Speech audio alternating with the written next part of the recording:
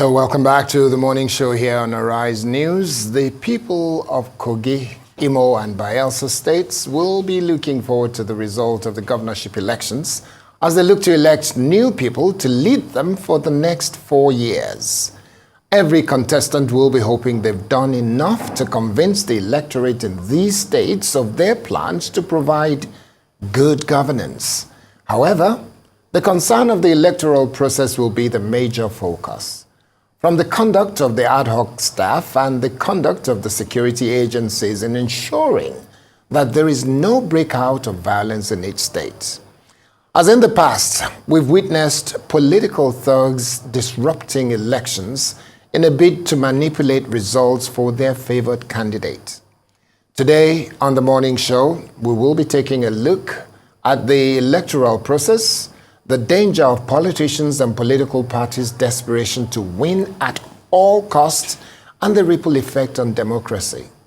Joining us to discuss this is Professor Anthony Kila, the Director General, Center for International Advanced and Professional Studies.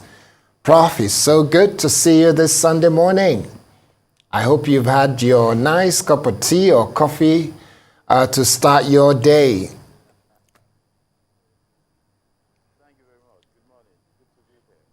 We're struggling to be sure that we can hear you. Maybe you should. Oh, really? Oh, okay, good. So we can hear you. My production team out here will just increase your volume a little bit, but we can hear you now. Okay. Oh, excellent. So we can hear you loud and clear now. So that's good. So, Prof, help us understand.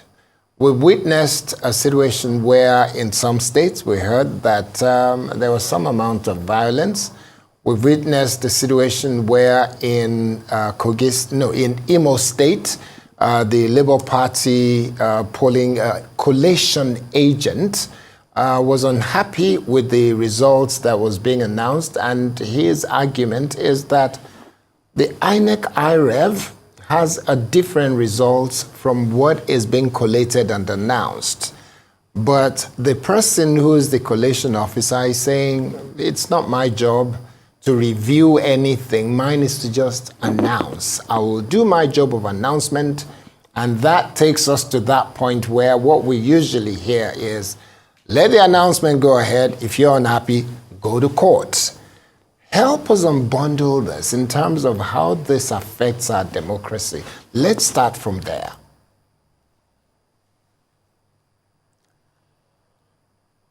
Well, good to be here. I am very worried that we are dealing with abnormal issues as if they're normal issues. It's something that is bad, not just for our democracy, but even bad for our psychic. Generally speaking. I would want viewers to very calmly follow me in this conversation and to suspend their partisan position. Because when it comes to issues like this, one of the things that worries me in the country is that partisan politics seems to have taken more from us as a people than it has given us. And it has given us a lot, but overall it has taken a lot from us. And one of the things that partisan politics has taken from us is our mode of reasoning. Because of partisan politics, we're now in a situation in this country where normal, reasonable, even respectable human beings struggle to see wrong and right very easily. Everything is dependent on their political position. Normal, respectable, reasonable citizens can accept what is unacceptable, all in the name of partisan politics. That is a very dangerous trend, not just for democracy, but for progress and for our psychic as a people. Now, we talk about violence, we talk about rigging, we talk about disagreement in the electoral process. Please, dear Nigerians, this is not normal. It is not normal for rigging and violence to be. It is not normal for disagreement to be in a process. You can disagree on who you vote for, but we should not disagree on the process of voting and the number of votes. That is not a normal thing. That is criminal. You see, we treat this thing as if it's some kind of accident, as if it's some kind of mysterious occurrence in nature, but it is not. These are deliberate, mischievous, criminal acts perpetuated by some people to defraud the rest of us. I really think we need to sit down and look at this thing the way they are. And I'm going to deal with this without looking at who's involved politically at all, without looking at any partisan side of the thing. How can any normal human being in a process argue that what is going on is wrong and you say, no, let me finish it. Then you go and contest it later. It doesn't make sense. We should be able to there and then see what is wrong and adjust it and say, hang on a second, what are you talking about? But the problem here is that nobody is talking out of interest for institution, out of passion for truth. Both sides, everybody is talking from an interested partisan side. I think if we really want to get this country forward, we need what I call the ANC, Association of Non-Contenders. We need people who are not interested in any partisan side to relook at what our country needs to do, because this truly is unsustainable. All right, Professor Kila, you've mentioned, or you've touched on very, very salient issues. But a lot of people that look at electoral jurisprudence will say that the deck is usually stacked against the loser in the election. And the electoral laws, especially the electoral law in 2022, literally puts the loser of the election at the back end, because from all trends, and when you look at the data and the statistics, the man that loses the election rarely gets victory, either in the courts or in the tribunal. So hence, there is so much pressure being put on who will be announced initially, with the hope that if you can get ahead initially, then probably you're almost home and dry when it comes to the entire electoral process. Here's my question.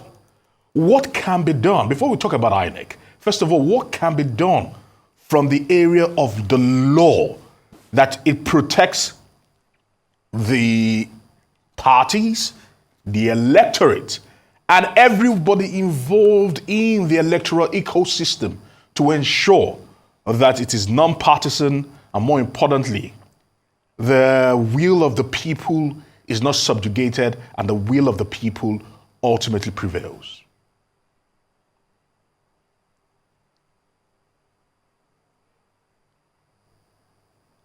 What can be done? I mean, you asked this question and your postulation is right. Yes, the loser tends to be, at the bad side of the game. Yes, you're very right. But you see, the problem we have is that if we find a solution, the people who are supposed to implement the solution are the ones that are causing the problem in the first place. And that is the real tragedy for Nigeria. That is the real damage that we have. Because rigging election, manipulating the system, taking advantage of position is not something that is done by alien or by, some passerby. It's not an accident of nature. We really need to tell ourselves that the people doing politics in Nigeria are crooks. We really need to tell ourselves that the people running for office that want to manipulate election, rig, use violence, they are criminals. They are people prone to dishonesty.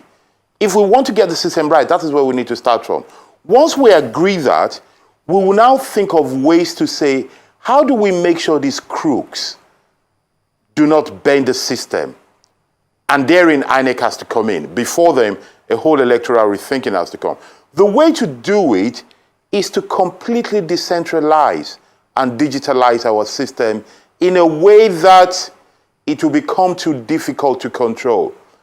I think we have a sort of central system in our mind where all the country depend on Abuja, all the states depend on the capital, and there is a central collation and a central announcement. Perhaps that needs to stop. We need to devolve all this thing and decentralize it so that we need to create our life in a way that what matters to us is what happens in our wards. At most, our local government. If possible, let us limit it to our ward. If the number of votes that matters for everybody is what happens just in their polling booth, just in their ward, it becomes more difficult to rig it. It is still possible, but it becomes more difficult. We need to find a way where 50 people vote in a place, and those people, 50 people, count the vote, they see the number, they impute it on the system, and they see that that cannot be changed. And I think those who want to run for office as well, really, they need to understand that either they are criminals themselves as well, or they're running against criminals. And we need to start using this word crook and criminals if we want to get our system right, because this idea of calling people who have rigged the election honorable and excellency, I cringe. Not because I have any problem respecting people, but because I worry about the psychic of our young ones. I worry about our whole system. When people rig yesterday and tomorrow we start calling them excellency and honorable as if nothing happened, that system is not sustainable, I repeat. It is going down the drain. It's a very dangerous system.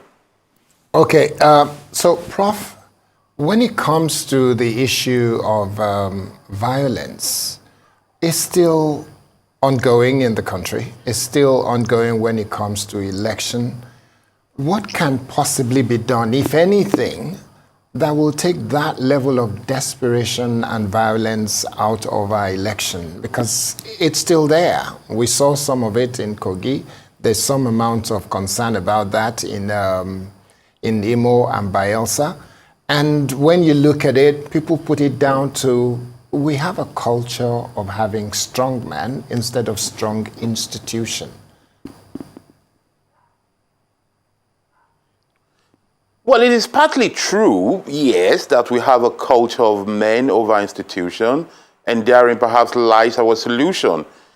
I think we need to rediscover institution above men. I think we need to rediscover citizenry. And I think we need to reduce the influence of politics.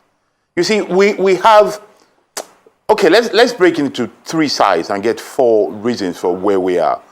There is an anthropological reason, a cultural anthropological reason, in which really what we practice or what democracy should be is alien to our culture. We need to accept that. There's nothing to be ashamed of. We come from a culture of deference to strong men, deference to money, deference to age, deference to title. So modern democracy, we have a culture of what that I've called barbarism. That is where we're coming from. So we need to understand that is alien to democracy. And democracy is an acquired taste. You know, it's like using cutleries. It's like using the knife and using the right kind of cutleries on the table. We need to learn that. We need to be conscious of our failures and then learn that. Number two, we need to understand that there's something wrong in the system where politics is so important in our life. And I'm going to use an economic example for this. You know, if you look at our life in Nigeria, the aggregate of economy normally is based on consumption, investment, export, and government. We are running a system in which the factor government seems to be the most important. In terms of those who have money, in terms of, you know, who spend, the biggest spender in the country, the biggest factor that manages so much money is government. That needs to change so that we don't get too dependent, too reliant, too desperate to be part of government. And then we need to build, I repeat, build citizenry that will understand that politics is supposed to serve the people, not the people serve politics. I mean, you see, if you think about it, who would fight to serve? Which of your tailor, carpenter, doctor, or optician will bribe you, will fight you to be able to serve you? That should let people open their eyes to see that this thing is not working well.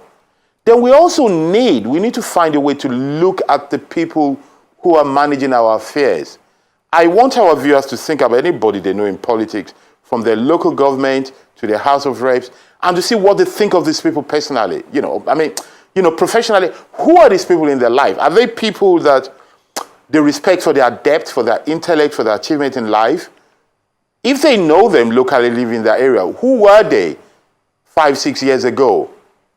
If we put all this together, we see where our problem is. And I think those who care about tomorrow, those who care about Nigeria in any shape or form, should start thinking along that line.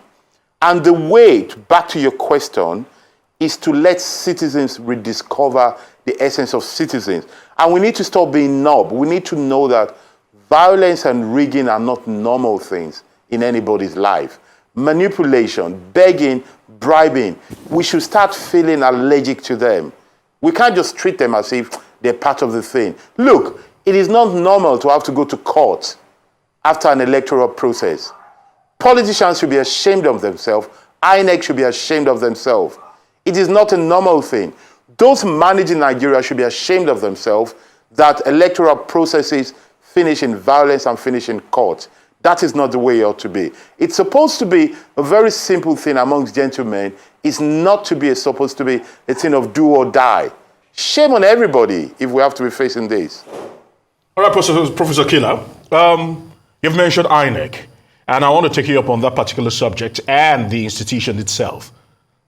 Some would say the cards are always stacked against them, understanding that politicians always invent ways to literally undermine INEC and the process of elections. But talk to me, what do you think can be done to ensure that there is a near perfect process, electoral process here in Nigeria? Because every single time, with issues cropping up here and there, it always seems INEC are always taken unaware, and they always look surprised with the issues that crop up time and time again. We saw that in Imo, we saw that in Kogi, we saw that in Bayelsa State. And we ask, when do we get a strong, vibrant institution that can help midwife this electoral process to a logical and a very solid conclusion?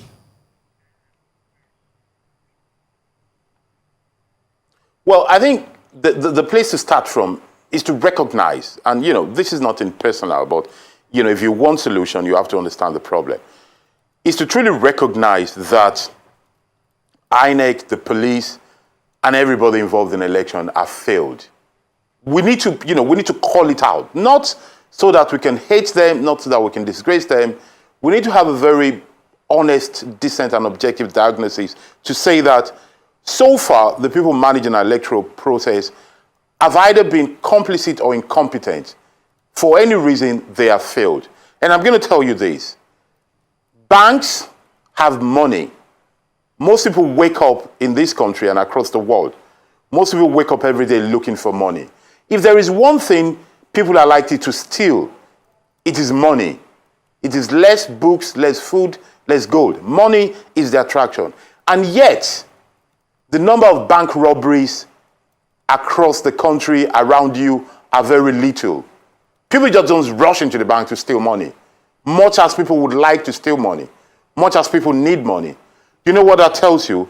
That the people managing the banks, the security, the operation, are competent people. That means they are able to be ahead of the urge, the greed, and the propensity for criminality of those who are likely to steal.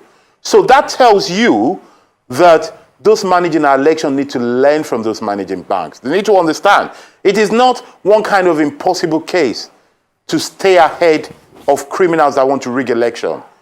We just need to develop the mentality that bankers have developed, and that will save our election. We need to know that once I open a bank or once I handle money, people are going to try to steal it. So what do I need to ensure that they're not able to steal it? We need to get people who can treat our electoral process the way the banks are treating our money. That is where we need to start from. Okay. Prof, one of the things on my mind is the fact that we say this quite a lot in Nigeria, and it becomes something that worries me. And I'd like to get you to think about it, and maybe you have some suggestions. Is this issue of the so-called power of incumbency? And when we talk about the power of incumbency, it's like we're saying that you can't beat the person who's already won one election before, no matter what happens. I think it was considered as an anomaly when the now former President Buhari won against the former President Jonathan. It was extremely unusual in the history and the annals of Nigerian democracy, even though it was still a fledgling democracy. In the states where we have this election now, in Imo State, there is an incumbent governor, which some people are saying definitely is going to win. In Kogi, for example, there is a governor who's not contesting, but it looks like a lot of people are saying there's no way you will beat him. And I'm like, well, he's not the one on the ballot. But they're saying, well, he's going to install the person who's going to be the next. And then you look at Bielsa. The governor is there.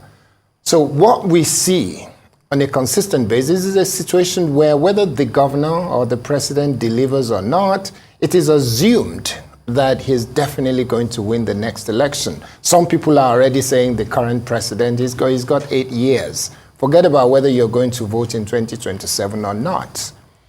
That creates a serious sense of worry about whether we have a democracy or not. What's your thoughts? Well, I think it goes back to the same thing. It's the same mindset that where democracy is alien to us. We just have to admit this fact. You know, we are deferential people. We believe who sits. We come from a monarchy, at least most of the country. The Yoruba nation of Nigeria and the Arewa part of Nigeria come from a monarchy where we believe, you know, who sits on the throne stays there till he dies. That is something ingrained in us. You know, it is not our way to think that power should be challenged, changed, and criticized and amended as it goes along. That is a problem we have in our mind. But objectively speaking, though, let's be careful. There have been cases in Nigeria where, you know, state governors have lost. I think of Osun, I think of many times in Ekiti, in other parts, you know. So these things do happen. So let's not just look at the one side. An objective analysis will show that there are times when the incumbency, when the power of incumbency is not enough. But the power of incumbency is a very influential power. This takes us to competence. Competence of the electoral body to assure the people that elections are sacred, elections are safe, election can be trusted. That is competence on their part. It also integrity and commitment for them to go on the road. Because, and let me go personal here. If you're going to take on the role of INEC in any position, and you do not think in knowledge and conscience you can handle it, then don't take it. Nobody's going to force you. The moment you take it, you're open to criticism, and you should give it your best. Otherwise, don't take it. Go and look for something else. That is for the electoral body. But competence, again, also for politicians. Much as I cringe and I get angry, and viewers can see today that I'm not a very happy person because of what is going on in the country in this process. It's something that breaks my heart that we'll be talking about election in Nigeria and we'll be talking of violence and rigging as if they're normal things. So it's not a happy day for me. But and this is regardless of who wins, because as a matter of fact, let people know that some of those people who are committing this offense are friends of mine. I hope they win, but I do not like the way they're going about it. I want it to be clear that it's not a partisan position. But you see, the point is this: even politicians themselves, when they go and contest election, much as I feel bad about the system that cheats them and outdoes them, I feel angry towards them as well, because you just need to be 15 years old in Nigeria to understand the process in this country. And if you then put your name on the ballot to contest, as a competent leader, you should be able to foresee all these possibilities, or at least a lot of it. So the idea of coming to say, oh, they've cheated me, I don't know what is happening, is unacceptable. It shows incompetence on the part of politicians as well. Yeah. It is good to be idealistic if you're a philosopher or a theologist or a priest. Yes. But if you're playing politics, or if you're managing any kind of system, you have to be realistic and pragmatic. Absolutely. And you have to be ready for whatever happens. Absolutely. Prof, just give us a minute. We'll come back to you for more on the elections. We're now being joined by our Rice correspondent, Benga Ashiru, to give us updates from Kogi State. Benga, good morning, and always a joy to see you. I love your sunglasses this morning. It looks like it's a bright and sunny day in Lokoja. So what has happened during the course of the day yesterday? Help us understand, and what's going on right now in Kogi State. Well, you're very right, Coyote, and thank you, Aaron. It's nice to be with you, and it's indeed a sunny day. If the sun could speak, perhaps I'm waiting to hear the signal. if there's an omen from the sun shining so brightly today at Lokoja. But right now, the Arise team is live right in front of the INEC headquarters. You can see the area. It's a watertight security situation in front of INEC, and this is because anytime from now, by 10 o'clock, which is about 46 minutes to the time, the journey of the final journey in this political transition beckons, as they are now, the results from different local governments will be announced at the INEC headquarters here. This area is called Post Office. It's a new settlement in Kogi, just at the right heart of Lokoja. But yesterday it was a mixed fortune to what we thought was a determined narrative to spearhead what would change those past misadventure of an off-cycle and off-season election in Kogi State. The first fly in the ointment was Yaga Africa, who raised the red flag that there was a fake sheet being circulated in Ogori Mangogo. And afterwards, I had to call some of the gatekeepers, the Deputy Inspector General of Police, Mr. Habu Sani, and also the INEC rec on ground, who is in charge, Mr. Gabriel Longpet. And we agreed to meet at Ajakuta, which was 100 kilometers away from Okene. So we got there, and they denied the issue, but it seems INEC is speaking in the discordant tune, because we also got a memo that about 9 wards in Ogori Mangogo that has about just 17,000 registered voters the election has been cancelled in that election has been suspended in that area.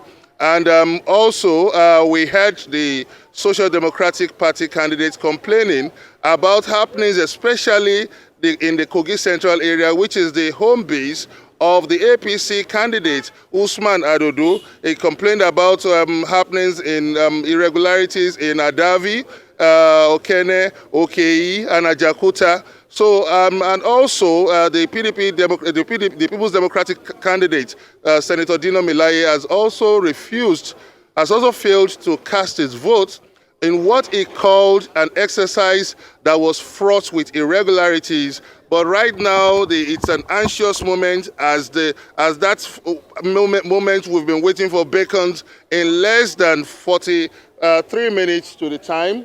You can see the INEC people are trooping in, gatekeepers, different people from different security agencies. You can see them alive, trying to safeguard the entry and scrutinize people who are gaining access into the INEC Collation Center.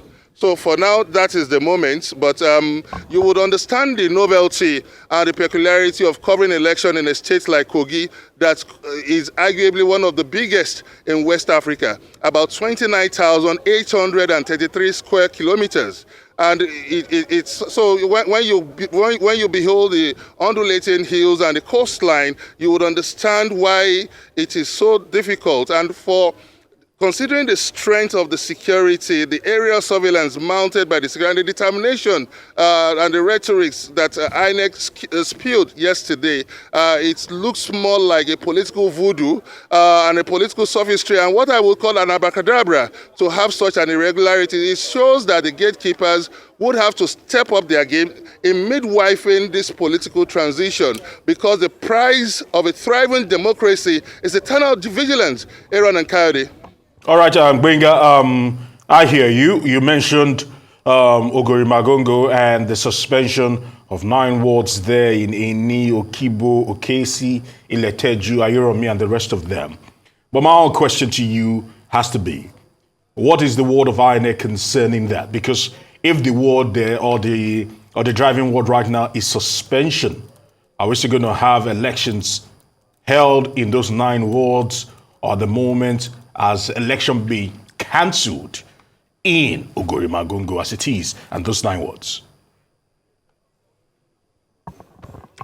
I share your sentiments, Aaron. And yesterday I was wondering that would it just stop it looks so much like an anticlimax to just pronounce suspension on those 9 wards out of the 10 wards in Ogori Mangogo, which is at Kogi Central. But the most fundamental issue is the need to instill a culture of impunity. Who are those who, because INEC has failed to mention who are those responsible for these irregularities. And also, the Social Democratic Party mentioned that it was at the IREV point. So we'll be waiting for INEC to come up with a decision, and that's one of the conversations we will be taking up with the INEC rec as the collation begins by 10 a.m. because I spoke with him earlier today, and he assured me that collation exercise would commence by 10 a.m. But regarding what will be done, the next line of action has not, INEC has remained silent on it. And also, who are those really responsible for those irregularities that were fraught in that area? INEC is also still silent on. And what will be done to those people that are found culpable?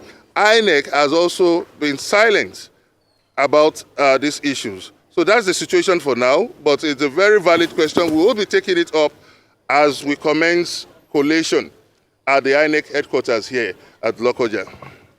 So you just said to us that you're expecting that results will come at 10 o'clock. So we'll be waiting for the immediate announcement of results. So Bengashiru, thank you so much for the great work you're doing in Kogi State, and we look forward to wrapping this up during the course of today.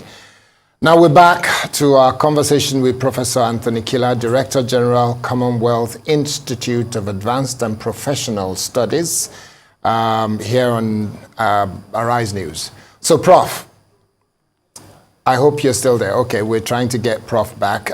So, with what you have heard so far, it's troubling. I must actually say it's troubling because, more importantly, not even about Benga was focused on the perpetrators being named and shamed. That is very valid. But my own concern is the fact that people from that particular locality have been disenfranchised.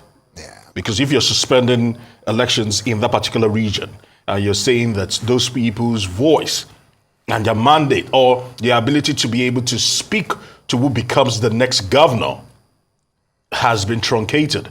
Because according to what we heard, there were pockets of irregularities here and there. Like he mentioned, Adavi, Okehi, and also not forgetting Okene local government area. And some places in the south, talking about, they mentioned Dekina at some point, Igalamela.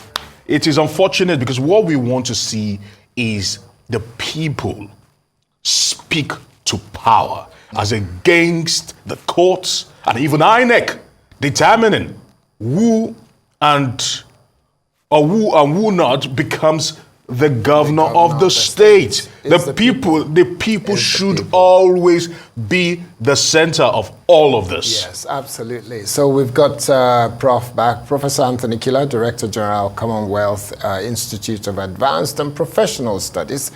So Prof, we have to begin to wrap up, but while we're trying to do that, please help us understand.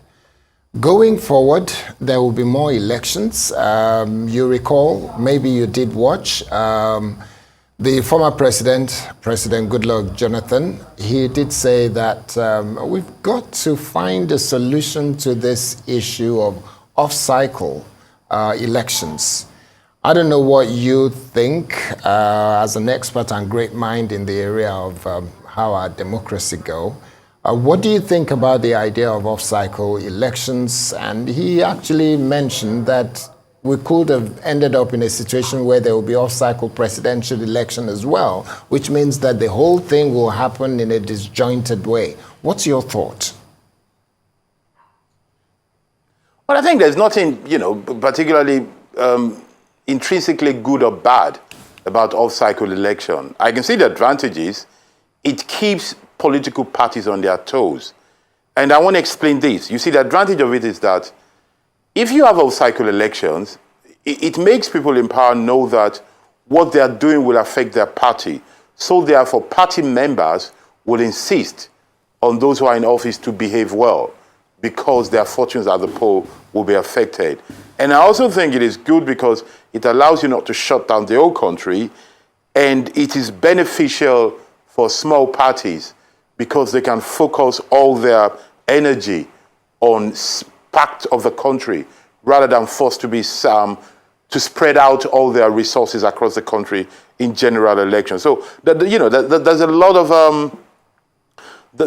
of arguments to be made for off-cycle election, but in itself, it doesn't come with any added advantage or disadvantage. I think where you have an electoral system that works, managed by people of vision, integrity, and competence, it won't matter when elections are held.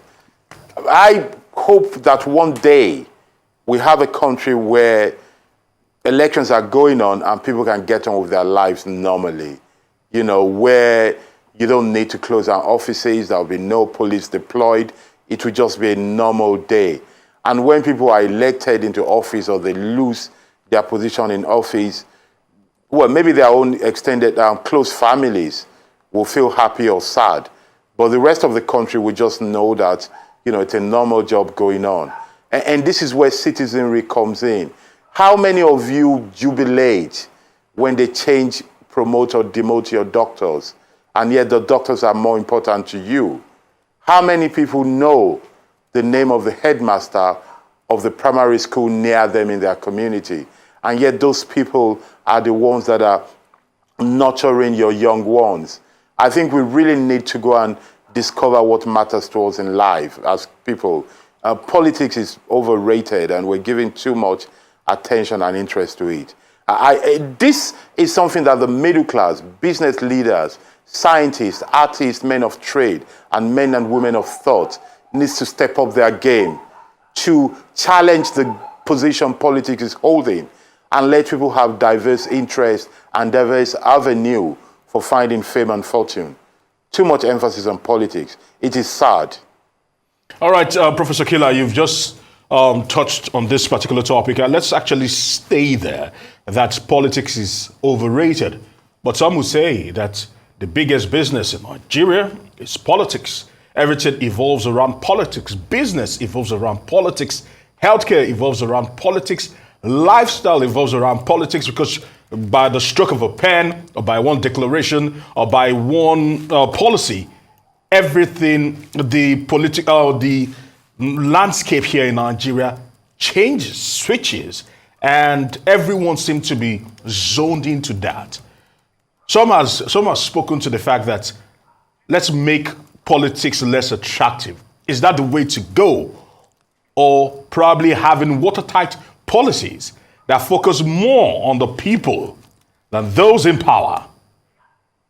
How do we balance all of this to ensure that the people get the better stick or better deal in this particular dialogue and in this particular transaction? Yes, I do agree. I think that we need to make politics like attractive, but more importantly, personally, I think we need to make other spheres of life more attractive. Politics should be less attractive, and other parts of life should be more attractive. I want young Nigerians to think of the Nigerian Science of Academy. I want people to know more about business leaders. I want people to know more about employers of labor. I want people to know more about people who have ideas that innovate, inventors and innovators, people who invest their money, their talent to create things. I want them to know about artists and writers. I would want our interest to go towards people who actually solve problems based on competence and ingenuity. That is what I think is going to help us. If we're able to do that, yes, you say everything revolves around politics. It's because we make it so. It doesn't have to be so. Today, everything revolves around technology, not politics. We're just the one following it. It's because we allow somebody elected for 4 years, if lucky, for 8, to dictate our life, that we assume everything rotates around it. It's not a good thing to say for Nigerians to boycott politics, but I'd like us to divert our interest to other things as well. I want people to think more of job and wealth creation, of scientific innovations, to think of our Greek and what can we do about it. And I want some people, not all, some people to move the way I tend to move, which is to make politics and politicians redundant in our life. To develop the civil society, I repeat, in terms of science, arts, trade, thoughts, so that our interests will be elsewhere and we can see that ultimately politics is just one of the many things. It doesn't have to be the leading thing. Information, knowledge, technology, those are things that matter more than politics. All right. Professor Anthony Kila, thank you very much for your thought-provoking ideas that you've put on the table and the analysis that you've done this morning. We're always happy to have you on Arise News. Thank you very much, Prof.